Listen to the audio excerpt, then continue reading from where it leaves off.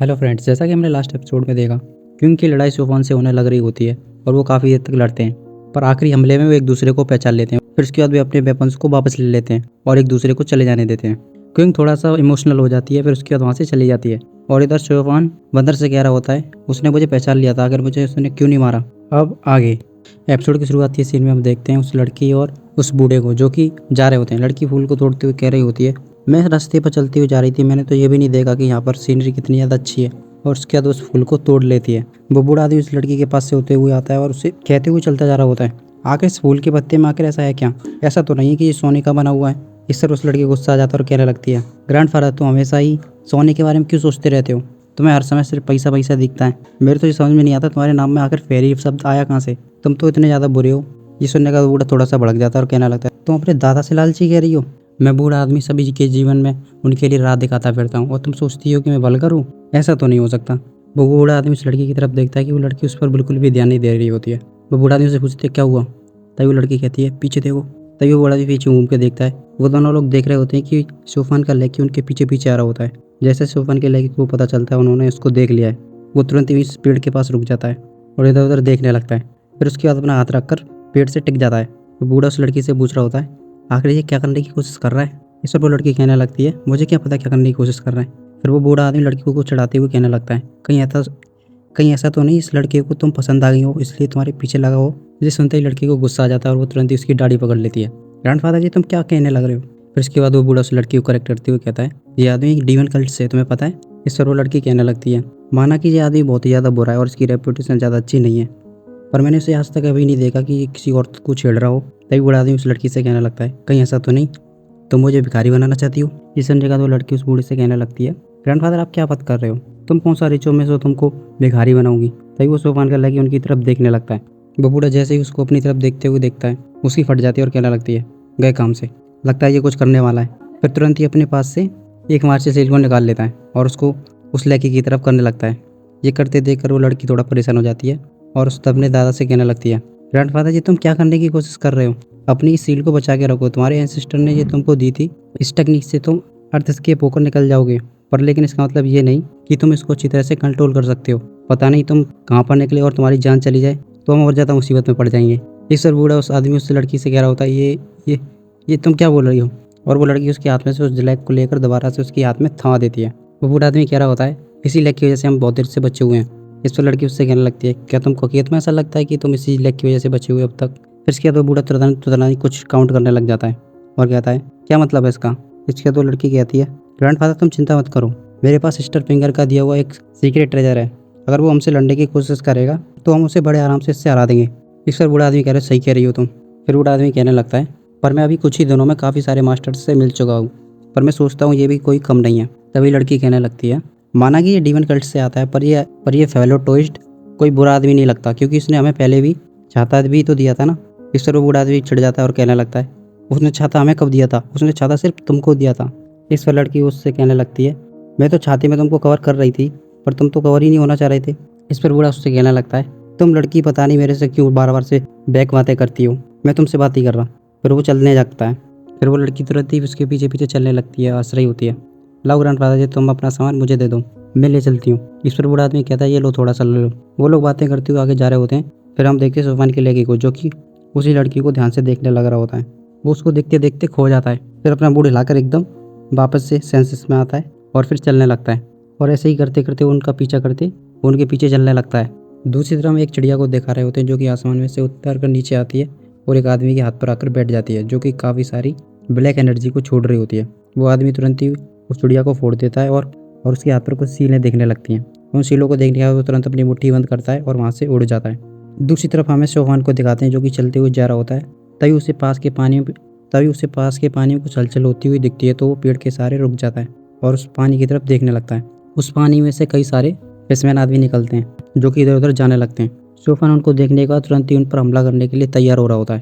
तभी उनमें से एक फिशमैन सोफान की तरफ आने लगता है, जो कि पेड़ के पीछे छुपा हुआ था। वो धीरे धीरे करके उसके पास आ ही रहा होता है और सोफान भी उस पर हमला करने के लिए बिल्कुल ही तैयार था। वो उस पर जैसे ही हमला करने वाला होता है, तभी अचानक उस फिशमैन के आदमी ने उसको वापस बुला लिया और उसके बाद वो उसके साथ पीछे चले जाता है। सोफान फिर उस पर हमला नहीं करता और फिर उनको देखते रहता है। वे एक पेड़ के पास जाकर कुछ देखते हैं, फिर उसके बाद वो दोबारा से उसी पानी में दोबारा से छलांग लगा देते हैं। वो जैसे ही वहाँ पर चले जाते हैं, वो जैसे ही उस पानी के अंदर वापस चले जाते हैं, सोफान बाहर आता है और कहने लगता है, आखिर ये पागल किस चीज़ को ढूंढ रहे हैं, क्या ये वो भी ट्रेजर को ढूंढने की कोशिश कर रहे हैं। इसके बाद वो तुरंत ही वहाँ से पेड़ों पर छलांग लगाते हुए वहाँ से निकल जाता है। दूसरी तरफ हमें लेन को दिखाने लगते हैं और उसके पास मॉन्क वगैरह भी बैठे होते हैं। उनके चारों तरफ से जहरीले इंसेक्ट उनकी तरफ हमला करने के लिए आ रहे होते हैं, जो कि वो उन लोगों को बड़े आराम से मार रहे होते हैं। फिर उसके बाद वो मॉन्क एक सुरक्षा कवच बना लेता है। उसका सुरक्षा कवच देखने के बाद ब्रदर जेंग कहने लगता है, ब्रदर तुम्हारी शक्ति तो बहुत ही अच्छी है, मैं तुम्हारी बहुत इज्जत करता हूँ, बहुत ही ज़्यादा। तभी वो मॉन्क ब्रदर लिन से कहने लगता है, ब्रदर लिन तुम सोते क्यों नहीं हो। इस पर वो भी उससे कहने लगता है, ब्रदर तुम भी क्यों नहीं सो रहे हो। इस पर वो मॉन्क उससे कहने लगता है, हम लोग ट्रेनिंग ऐसी करते हैं, इस वजह से हमें नींद नहीं लेनी होती। इस पर ब्रदर लिन उससे कहने लगता है, मैं भी 10 साल से नहीं सोया हूँ, क्योंकि मैं जब भी आंखें बंद करता हूँ तो मैं अपने सपनों में अपने विलेज को जलता हुआ और वहाँ के सभी लोगों को मरता हुआ देखता हूँ, और साथ में मेरे माता पिता और एक खास दोस्त जिसका नाम सोफान है। उसका नाम सुनते ही वो मॉन्क कहने लगता है, क्या तुमको ये जूनियर ब्रदर अभी तक याद है। जहाँ तक मैंने सुना है कि ये तो अभी तक, और वो डीमन कल्ट में बहुत ही बड़ी पोजीशन को होल्ड करता है और वो वहाँ पर डिप्टी हेड बन चुका है, और पूरे वर्ल्ड में सबको पता है कि अगला घोस्ट की यही बनने वाला है। उसने लोगों को मार मार कर लाइन लगा दी, चारों तरफ खून खराबा फैला कर रख दिया। यहाँ तक कि डीमन कल्ट के लोग भी उससे डरते हैं, क्योंकि वो उनको भी नहीं छोड़ता, उनको भी बेरहमी से मारता है। और राइटी सभी सेक्शन ने उसको सभी का दुश्मन मान लिया है और वो इस जगह से नहीं बच सकता, उसको मरना ही होगा। इतने पर ही वो उसे तुरंत रोक देता है और कहता है, चुप हो जाओ। वो मॉन्क तुरंत ही चुप हो जाता है। फिर वो मॉन्क उससे कहने लगता है, तुम कभी ना कभी तो उससे मिलने वाले हो, तुम क्या करोगे तब। इस पर ब्रदर लिन कहने लगता है, वो मेरा भाई है और मुझे पता है वो डेविल रास्ते पर चल पड़ा है, पर मैं उसे अपने दिल से भाई मानता हूँ और वो मेरे जीवन में सिर्फ अकेला एक वही भाई है। पर लेकिन ऐसी सिचुएशन कभी भी आई तो मैं उससे ज़रूर लड़ूंगा। फिर दूसरी तरफ में चिंग को दिखाने लगते हैं, जो कि एक फॉरेस्ट में चल रही होती है। तभी कुछ थोड़ी दूर आगे जाकर उसे एक सांप डला हुआ मिलता है, जो कि मरा हुआ होता है। उसको देखने के बाद वो कहने लगती है, लगता है मेरे से पहले कोई यहाँ पर आ चुका है। तभी हम देखते हैं कुछ झाड़ियों से कुछ आवाज़ होती है और उसमें से कई सारे जहरीले कीड़े निकलते हैं, जो कि उसकी तरफ आते हैं। उनको आते ही देख तुरंत वो आसमान में चली जाती है और वो कीड़े सीधे निकल जाते हैं। वो उनको देख कर कह रही होती है, लगता है लूसेन और कई सारे लोगों ने लोगों को खरीदा है। फिर उसके बाद वो अपनी तलवार पर बैठकर वहाँ से चली जाती है। दूसरी तरफ ब्रदर शाओ को देखते हैं और उस लड़की को, जो कि आगे चलकर जा रहे होते हैं और पानी के अंदर देख रहे होते हैं। तभी वो लड़की कहने लगती है, सीनियर ब्रदर आपको क्या लगता है इस जगह में से कोई बड़ा वाला बीस्ट निकल के गया है, इस वजह से सारे पेड़ टूट गए यहाँ पर। ब्रदर शाओ सभी पेड़ों को ध्यान से देख रहा होता है और पास में एक पेड़ के पास जाता है। पेड़ के कटे निशानों को देखने का तो कहता है, लगता है हमसे पहले यहाँ पर कोई लड़ रहा था। तभी उन्हें को कुछ आवाज़ें सुनाई देने लगती हैं। वो उस आवाज़ों की तरफ देखता है और कहता है, लगता है कोई यहाँ पर लड़ रहा है। तभी वो दोनों पनारों पर बैठकर वहाँ से चले जाते हैं। फिर दूसरी तरफ हमें ब्रदर लिन को दिखाने लगते हैं। वो लोग बैठे ही होते तभी उनको कुछ आवाज़ें सुनाई दे रही होती हैं, जो कि चिल्लाने की होती हैं। ब्रदर जंग कहने लगता है, तुमने कुछ सुना। फिर वो तीनों लोग खड़े हो जाते हैं, लगता है कहीं पर लड़ाई हो रही है। तभी वो देखते हैं उनके पास ब्रदर ली खिचड़ता हुआ आता है और वो इसको रोक लेते हैं और भी लोग उसको देख लेते हैं और उससे पूछने लगते हैं, ब्रदर ली क्या हुआ, तुम्हारी ऐसी हालत किसने कर दी। इस पर वो उनसे कहने लगता है, वो हमारा पीछा कर रहे हैं, वो हमको बस पकड़ने ही वाले हैं। हम आसपास देखते हैं कि वहाँ पर ग्रीन कलर की मिस्ट उड़ रही होती है और वे चारों लोग उधर ही देखने लग रहे होते हैं। तभी हम अचानक देखते हैं कि कई सारे जहरीले कीड़े उन लोगों की तरफ आने लगते हैं। उन सभी को देखकर वो कहने लगते हैं, ये तो बहुत सारे हैं। पर वो उस मॉन्क के सुरक्षा कवच तक आने से पहले ही और उसके सुरक्षा कवच को छूते छूते सभी गायब हो रहे होते हैं। वो मॉन्क कह रहा होता है, सिर्फ गोष्ठ ही हैं जो दुबकड़ाई खेलते हैं, अगर तुम हिम्मत है तो अपना चेहरा दिखाओ। फिर वो अपने पास के लड़के से कह रहा होता है, क्या इन सभी कीड़ों को कोई डीवन कल्ट का आदमी कंट्रोल कर रहा है क्या। हाँ, कोई डीवन कल्ट का आदमी इन सबको कंट्रोल कर रहा है। जब मैं सब लोगों से अलग हुआ था तभी मैं अचानक से एक लड़की की आंखों में खो गया था, जिसके कारण ये सब कीड़े मेरे पीछे पड़ गए। तभी अचानक से एक आदमी की आवाज़ गूंजने लग रही होती है, जो हंसते हुए कह रहा होता है, तुम मेरे बारे में ऐसी बातें करते हो, तुम अपने आप को हीरो बताकर और चप चप करने लग रहे हो। यहाँ तक कि मुझे याद है कि सबसे पहले हमला तुमने ही मुझ पर किया था। इस पर वो ब्रदरली कहने लगता है, तुम डीमन कल्ट के आदमी हो तो इसका साफ मतलब है कि मैं हमला तुमसे पहले करूँगा और तुमको यहाँ से मिटा दूंगा। और तुम ऐसे ही बकबक करते रहोगे। अगर तुम असली हीरो हो तो बाहर निकल के आओ। और जो आदमी जो बोल रहा होता है वो पॉइजन सेक्शन का यंग मास्टर होता है और वो तुरंत ही बाहर आ जाता है और कहने लगता है, ऐसे सेक्शन के हीरोज मैं तुम्हारी तरह नहीं हूँ, तो इसका मतलब मैं तुम्हारी तरह ही काम थोड़ी करूँगा। बेचारों आपस में बात कर रहे होते हैं। ब्रदर बम कहने लग रहा होता है, इतने सारे पॉइजन कीड़ों को वो अकेले ही कंट्रोल कर सकता है, इसका मतलब ये कोई और नहीं बल्कि पॉइजन सेक्शन का एक मास्टर है। क्या मैं सही कह रहा हूँ। तभी वो हंसते हुए कहने लगता है, अच्छा तो ये ब्रदर धर्मा सेक्शन के फैंसी ब्रदर हैं, मैंने तुम्हारे बारे में बहुत सुना है, आज मैं तुमको मिला बहुत अच्छा लगा। तभी वे चारों आपस में बातें करने लगते हैं। ब्रदरली कह रहा होता है, क्या करिए। ब्रदरली कह रहा होता है, क्या करें, लड़े हम, चलो ट्राई करते हैं। तभी ब्रदरलिन कहने लगता है, वो अकेला है और वो कई सारे इंसेक्ट को अकेले संभालने लग रहा है और हम लोग चाह रहे हैं तो हम बड़े आराम से उसको हरा देंगे। तभी ब्रदर कहने लगता है, हाँ तुम सही कह रहे हो, वो अकेला है, हम चाह रहे हैं, हम ऐसे ही नहीं छुपे रह सकते, एक काम करो दो दो के ग्रुप में बढ़ जाते हैं। मैं और ब्रदर लिन हो जाते हैं, ब्रदर ली और ब्रदर जैंग हो जाते हैं। फिर उसके बाद वो तुरंत ही अपने सुरक्षा कवच को फाड़ देता है और वो अटैक करने उस पर दौड़ पड़ते हैं। पॉइजन सेक्शन का यंग मास्टर तुरंत ही अपनी बांसुरी को बजाने लगता है और कई सारे कीड़ों को उनकी तरफ भेजने लगता है। दूसरी तरफ देखते हैं दूसरे मॉन्क को, जो कि वांगडुक सेक्शन की यंग मास्टर पेंगर से लड़ रहा होता है। उन दोनों में लड़ाई हो रही होती है। पेंगर उसको पीछे ढकेल लेती है। उसके बाद वो तुरंत ही उसके आ रहे हमले को उसके बाद तुरंत ही पेंगर अपनी कई सारी स्पिरिट बॉडी को उसके ऊपर छोड़ देती है। उन स्पिरिट बॉडी को आते देखकर वो मॉन्क तुरंत ही चिल्लाने लगता है। उसकी चिल्लाने की वजह से कई सारी स्पिरिचुअल लहरें निकल रही होती है जो कि उसकी तरफ जाने लगती है। तभी अचानक से पेंगर उसके पीछे आ जाती है और वो हंस रही होती है। वो उस पर हमला करती है। उससे पहले मॉन्क दोबारा से उसके हमले को रोक देता है और पीछे हो जाता है। वो मॉन्क से बड़े आराम से हंसते हुए लड़ रही होती है। तभी अचानक से कई सारी पीछे से उसकी स्पिरिट बॉडी उसके ऊपर आने लगती है। मॉन्क तभी अचानक से तुरंत एक स्पिरिचुअल बॉल को अपने ऊपर ढक लेता है और उससे सभी स्पिरिचुअल बॉडी ब्लास्ट हो जाती हैं। उसके बाद पेंगर हंसते हुए एक दो लात उस मॉन्क के मारती है और उससे पीछे कर देती है। फिर उसके ऊपर दो तीन स्पिरिचुअल अटैक करती है जो कि उनसे वो मॉन्क बड़े आराम से बच जाता है। पर वो सभी स्पिरिचुअल अटैक दोबारा से स्पिरिट बॉडी में बदल जाते हैं और उस पर दोबारा से हमला करने लगते हैं। वो दोबारा से अपनी चीख का इस्तेमाल करता है और उन सभी स्पिरिट बॉडी को गायब कर देता है। पेंगर बड़े आराम से पीछे खड़ी होती है और हंसते हुए उसकी तरफ आ रही होती है।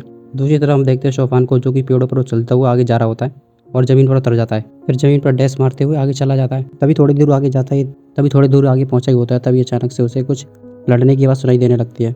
उसके बाद वो सीधे एक पेड़ पर जाकर रुक जाता है और नीचे देखने लगता है। वो देखता है वहाँ पर ब्रदर लेन और वो कई सारे मॉन्क सेक्शन के लोग जो कि पॉइजन यंग मास्टर के इंसेक्ट्स होते हैं। वे सभी लड़ते लड़ते ब्रदर लेन तुरंत ही अचानक से उस यंग मास्टर पर हमला कर देता है।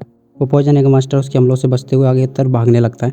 तभी उसके पीछे से मॉन्क भी आ जाता है और मॉन्क और वो दोनों लोग उसके पीछे पड़ जाते हैं। Poison young master counter attack मारकर तुरंत ही मॉन्क को एक जगह पर रोक देता है और वो मॉन्क उसके हमले को रोकने लगता है। तुम बहुत ही ज़्यादा टैलेंटेड हो, पर तुमको लगता है कि जिस रास्ते पर तुम चल रहे हो वो सही है। तभी पॉइजन यंग मास्टर एक और टेक्निक को तैयार करते हुए कह रहा होता है, तुम सोचते हो कि मैं डेविल पाथ पर चल रहा हूँ, पर मुझे ऐसा लगता है कि जो तुम काम कर रहे हो वो भी कोई डेविल पाथ से कम नहीं है। और उस टेक्निक को उन दोनों के ऊपर छोड़ देता है। वे दोनों उस टेक्निक के अंदर उलझ जाते हैं। तभी हम देखते हैं ब्रदर लेन को, जो कि अपनी टेक्निक को तैयार करता है और उसके ऊपर काफ़ी सारे थंडर गिरने लगते हैं और वहाँ पर अचानक से एक ड्रैगन आ जाता है जो कि उस शहर को सभी को रिप्लिकेट कर देता है। उसकी इस टेक्निक को देखकर वो पॉइजन यंग मास्टर थोड़ा सा चौंक जाता है और लेन ब्रदर साथ ही साथ कह रहा होता है, आज डेविल मरेगा मेरे हाथों से, और तुरंत ही उस टेक्निक को उसके ऊपर छोड़ देता है। वो पॉइजन यंग मास्टर उसके हमले को रोकने की कोशिश कर रहा होता है और पीछे सरकता हुआ चला जाता है और थोड़ी दूर जाने के बाद वो उसकी टेक्निक को फोड़ देता है। शोफान ये सब एक दूर झाड़ी से देख रहा होता है। ब्रदर जैंग और ब्रदर ली एक फॉर्मेशन को बनाने में लग रहे होते हैं। जो फॉर्मेशन कई सारी आगों को छोड़ रहा होता है और उस फॉर्मेशन में वो सभी सारे कीड़े जलते हुए जा रहे होते हैं। इधर ब्रदर लिन और वो मॉन्क उस पॉइजन यंग मास्टर से लड़ने लग रहे होते हैं। वो पॉइजन यंग मास्टर पीछे हो जाता है और थोड़ा दूर चले जाता है। जब उसको पता चलता है कि उसके सारे कीड़े मरने वाले हैं तो वो वहाँ से भागने लगता है। वो उनके घुर चक्कर लगाकर सोच रहा होता है, इन चारों ने मिलकर मेरे सारे कीड़ों को मार दिया, अगर बहुत ही बुरा हो सकता है अगर मैं इनके हाथों में फंस गया तो। फिर इसके बाद उन सभी से कहने लगता है, आज के लिए इतना ही बहुत है, फिर कभी मिलते हैं। फिर वो वहाँ से जाने लगता है। तभी हम देखते हैं कि क्विक वहाँ से निकलती है।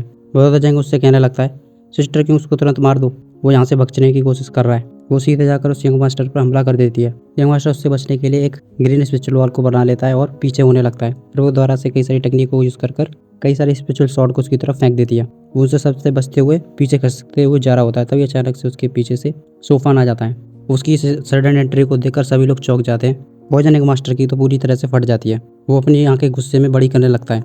सोफान कुछ भी ना सोचते हुए तुरंत ही उस पर हमला कर देता है और उस हमले से वो बहुत ही दूर जाकर पेड़ में पड़ता है और कह रहा होता है, घोस्टली, इस बात को मैं भूलूंगा नहीं और हमारे बीच में इसके लिए दुश्मनी बनी रहेगी। और वो कई सारी पॉइजनस गैस को वहाँ पर छोड़ता है। कोई वो आ रही सभी गैस को तुरंत ही अपनी तलवार से इधर उधर करके हटा देती है और फिर उसके बाद वो इधर उधर देखने लगती है।